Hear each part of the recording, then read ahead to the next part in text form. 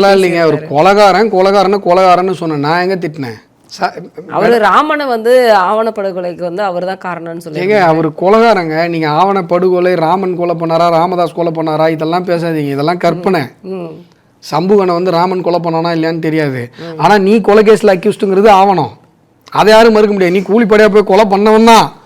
புரியுதா? நீ ராமர் கொலை பண்ணிட்டாரா, ராமதாஸ் கொலை பண்ணிட்டாரா, இந்த கதையில நீ பேசாத தம்பி. நீயே கொலைகாரன் தான். கொலை கேஸ்ல ஆயுள் தண்டனை பெற்ற கொலை குற்றவாளி. நீ முதல்ல அதை பேசு, அப்புறமா நீ ராமதாசின்னு சொல்லலான்னு சொன்னேன். உண்மையை தானங்க சொல்கிறேன்.